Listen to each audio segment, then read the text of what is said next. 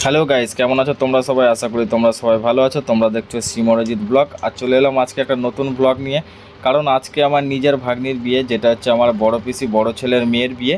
তো এটা হচ্ছে নৈহাটিতে বিয়েটা অনুষ্ঠানটা হচ্ছে। তো আমাদের বাড়ি ব্যান্ডেল যেহেতু, তাই একটু আসতে লেট হয়ে গেল, অনেকটাই রাত হয়ে গেছিলো।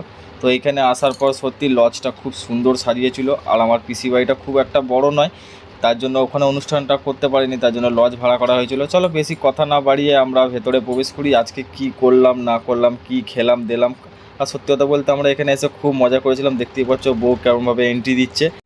আর হ্যাঁ, তোমাদের ভেতরে প্রবেশ করার আগে বাইরের ভিউটা একবার তোমাদের দেখিয়ে দিই। দেখো কি সুন্দর লাইট।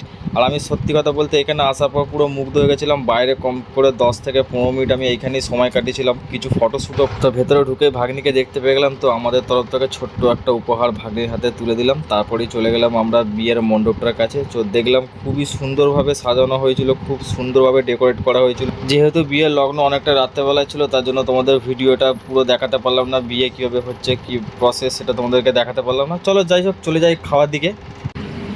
যেহেতু খুব গরম ছিল সেই জন্য প্রথমেই চলে এলাম আমরা দই লস্যি খেতে।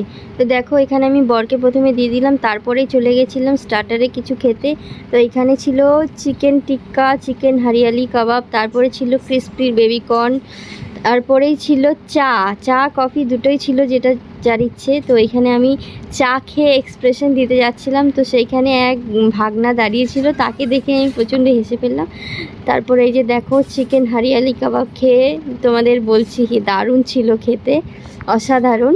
তো এখানে চিকেন টিক্কাটাও কিন্তু খুব ভালো খেতে ছিল। তো এখানে দেখো আমার বর রিভিউ দিচ্ছে চায়ের, কারণ চা খেতে খুব পছন্দ করে, সেই জন্য বলছে যে ওর সব থেকে বেস্ট খাবার হচ্ছে চা, সেটাই খাচ্ছিল। আর এখানে খাচ্ছিল ফিশ ফিঙ্গার। তো বরের থেকে নিয়ে আমিও একটা খেয়ে নিয়েছিলাম। আর সত্যি কথা বলতে এখানে এতটাই লোক হয়েছিল যে স্টার্টার আনার সঙ্গে সঙ্গেই শেষ হয়ে যাচ্ছিলো, এতটাই ভিড় হয়ে গেছিলো। তো আমরা যে সময়টা গেছিলাম সেই সময়টাই একটু বেশি ভিড় হয়। তো এইখানে দেখো আমরা দুজন ফটোশ্যুট করছিলাম আয়নাতে। আর আমি এখানে দেখছিলাম যে আমার মেকআপটা ঠিকঠাক আছে কিনা। যা গরম পড়েছে সেই জন্য মেকআপ গলে যাওয়ার সম্ভাবনা অনেকটাই বেশি থাকে, সেই জন্য দেখছিলাম। তো আমাকে কেমন লাগছে অবশ্যই তোমরা কমেন্ট করে বলো। মেকআপ কিন্তু আমি নিজেই করেছিলাম, যদিও খুব একটা ভালো মেকআপ করতে পারি না। তো এই যে এখানে সায়ন্তনীরা সবাই ফটোশ্যুট করছিল, সেটাই আমরা দেখছিলাম। তারপরেই চলে এসেছিলাম আমরা মেন কোর্সের দিকে, যেহেতু আমাদের বাড়ি অনেকটাই দূরে, 10টার মধ্যে বেরোতে হবে, নাহলে আমরা আর বাড়িতে ফিরতে পারবো না। তো সবথেকে ভালো লেগেছিলো আমার এই মেনু কার্ডটা। তো মেনু কার্ডটা খুবই ইউনিক ছিল। তারপর প্রথমেই চলে এসেছিলো ফিশ স্যাটে। ফিশ স্যাটেটাও কিন্তু খেতে খুব ভালো ছিল। তারপরে ছিল স্যালাড, মালাই পরোটা, ডাল মাখনি, কিন্তু এসব আমরা কিছুই খেতে পারিনি। তারপরে ছিল প্লেন রাইস, ভেটকি পাতুরি। তো তোমাদের পুরোপুরিভাবে ভিডিওটা আমরা করে দেখাতে পারিনি, কারণ আমাদের মেয়েটাও আমাদের সাথে ছিল। তো বাচ্চা নিয়ে ভিডিও করা একটু ডিফিকাল্ট, সেই জন্য যেটুকু পেরেছি সেটুকুই করার চেষ্টা করেছি। তো ভেটকি পাতুরিটা খেতেও কিন্তু অসাধারণ ছিল, আমার তো খুব ভালো লেগেছিলো।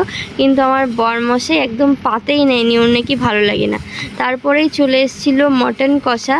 তার আগে অবশ্য ছিল পোলাওটাও আমরা খাবো না জন্য নিইনি। তারপরে ছিল স্যালাড। তারপর যেই না মটন পাতে পড়লো অমনি ফোন রেখে দিয়ে বরমশাই খেতে শুরু করলো।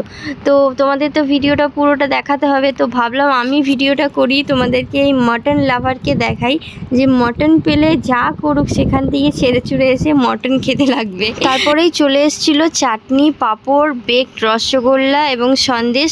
তো আমি চাটনি পাঁপড়টা খেয়েছিলাম, কিন্তু রসগোল্লা সন্দেশটা খাইনি। এই যে বরমশাই এখানে রিভিউ দিচ্ছে যে দারুণ হয়েছে। তারপর আমি এখানে বসে বসে খাচ্ছিলাম স্যালাড। আমি শেষ পাতে স্যালাডটা খাচ্ছিলাম এই কারণেই, কারণ এই গরমে প্রচুর রিচ খাওয়া হয়ে গেছে। তো স্যালাডটা খেলে তাড়াতাড়ি হজম হয়ে যাবে, সেই জন্য আমি শেষ পাতে বসে বসে স্যালাড খাচ্ছি। চলে এলাম আমরা লাস্ট খাবার খেতে, যেটা ছিল আইসক্রিম, আর এটা ছিল স্টলে।